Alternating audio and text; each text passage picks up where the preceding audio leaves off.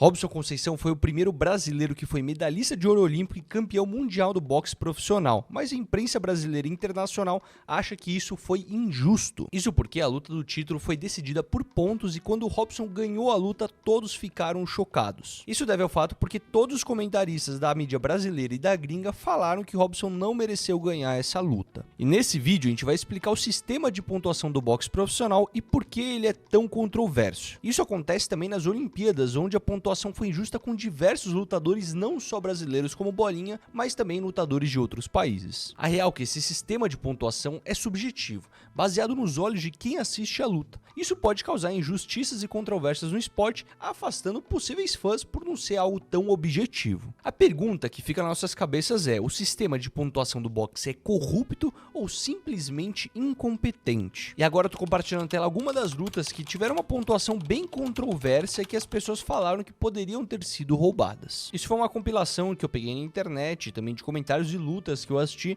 que de fato não pareceram ter o resultado que tiveram. E para isso a gente precisa compilar nossos principais suspeitos. Por que essas más decisões estão ocorrendo? A nossa hipótese número 1 é que os juízes favorecem algum lutador específico, seja pelo nome ou pela tradição do lutador. A nossa segunda hipótese seria que os juízes favorecem quem luta no país que está sendo hosteando o evento. Ou seja, se um lutador luta no México e ele for mexicano, ele tem mais probabilidade de ganhar uma luta. A terceira hipótese, uma das mais importantes, é que os juízes são corruptos. Ou nossa quarta hipótese, que o sistema está defasado e é ultra subjetivo. Então, para entender qual dessas é verdade e o real motivo desse sistema de pontuação ser tão controverso, é a gente primeiro entender como que funciona o sistema de pontuação atual. E depois, no final do vídeo, a gente vai entender qual dessas quatro variáveis é a correta. Então, o boxe profissional hoje tem um sistema de pontuação que é o sistema de 10 pontos, que é o mesmo sistema utilizado nas Olimpíadas. Antigamente, a gente tinha um sistema eletrônico nas Olimpíadas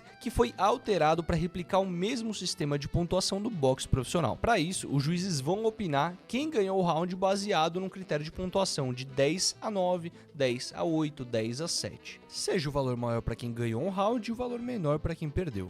E como que eles tomam a decisão de quem tirou 10 e quem tirou 9? Para isso, são necessários 4 pontos de avaliações que os juízes ficam na mente dele e baseado nesses 4 critérios, eles tomam a decisão de quem ganhou. O primeiro deles é a ofensividade eficiente, que não é apenas buscar a luta, mas conectar e funcionar os golpes, acertar um bom volume de golpes e golpes contundentes. Depois a gente fala do domínio do ringue, e diferente do que a gente vê em modalidades como no MMA e principalmente no UFC, o domínio do ringue não é simplesmente controlar o centro do ringue, mas é você estar no seu deslocamento controlando o ritmo da luta, impondo o seu jogo e seu ritmo no adversário. E aí a gente tem o ponto que é a ofensividade pura, que é simplesmente a questão da agressividade, da pessoa ir buscar a luta, atingir os golpes e ter uma quantidade de força e encaixe dos golpes que seja relevante. E o último critério, também muito importante, são as defesas. Então tanto esquiva, quanto bloqueio, quanto deslocamento, pêndulos, tudo isso é contabilizado também no sistema de pontuação.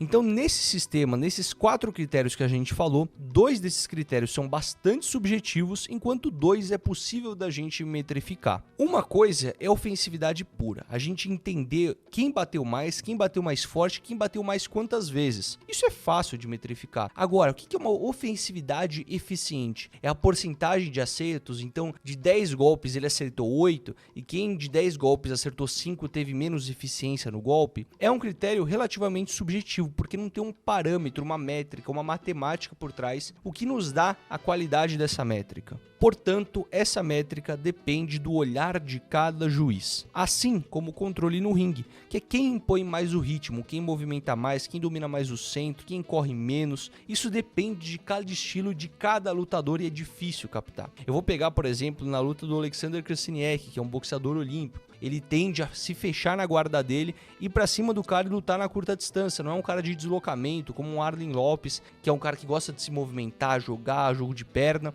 Como a gente pode falar qual é o melhor, qual é o pior? É quem dominou mais o centro do ringue, é quem botou mais velocidade, é quem conseguiu conectar melhor seu jogo. De novo, é mais um dos critérios extremamente subjetivos. Microfibra é um preço de super custo-benefício. Se você utilizar o cupom FALA, é capaz da sua luva sair por menos de R$200. Além disso, você tem higienizador, bandagem, saco de porrada, tudo que você precisa de material esportivo, a Maximum tem para te dar. Convido você a entrar no site deles agora, utilizando o cupom FALA, me manda lá no Instagram que eu sempre compartilho sua compra para comemorar essa vitória com você. Agora falando sobre o sistema de 10 pontos. O round pode ser empatado quando ele dá 10-10. Ele pode aplicar também um 10-9 para o lutador que ele achou que for melhor na luta. Normalmente, nas lutas do boxe profissional, a gente tem 3 juízes que vão aplicar e os valores podem diferir entre os próprios juízes. Juízes enxergarem uma luta diferente, isso é muito comum no boxe. Já no boxe olímpico, a gente vê 5 juízes, que também diferem muito entre si a pontuação. Agora, um 10-8 já é muito mais claro, porque ele tem como critério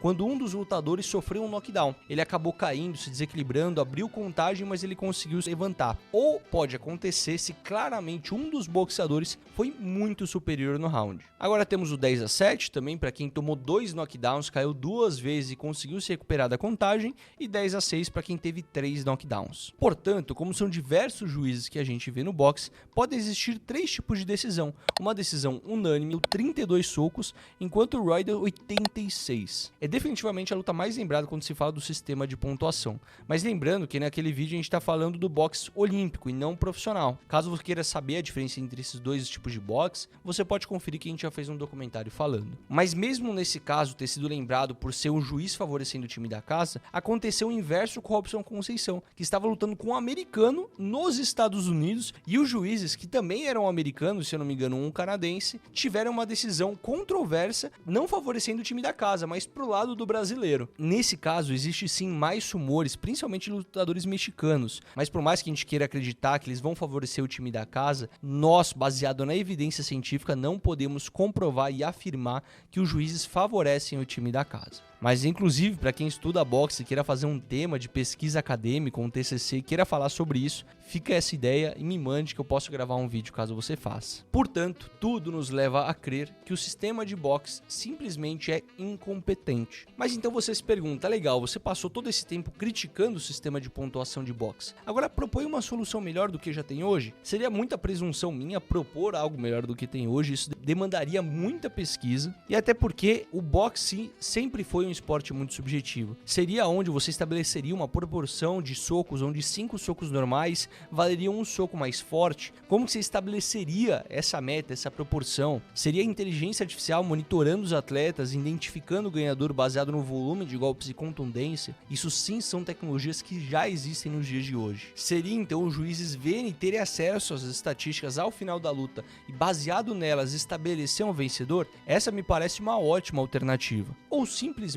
a gente não muda de como tá e vamos continuar assim. Minha opinião sincera é que isso afasta muitas pessoas do boxe. Para isso a gente precisaria ter um sistema menos subjetivo e mais objetivo. E eu imagino que o uso de inteligência artificial pode entrar super bem. Só que até que ponto as confederações, os sindicatos de juízes vão estar abertos para esse tipo de melhora? São coisas que veremos apenas nos próximos capítulos. E se você tiver alguma sugestão melhor, deixe nos comentários também. Eu vou te contar que isso não é a primeira controvérsia no mundo do boxe. Existem muitos boxeadores invictos, e isso acontece porque eles estão lutando com adversários mais fracos só para montar o cartel deles. Ou será que eles são simplesmente muito bons e por isso que nunca perderam? Eu já fiz um documentário sobre essa mesma polêmica, tá aparecendo na sua tela, é só você clicar e você vai descobrir a resposta.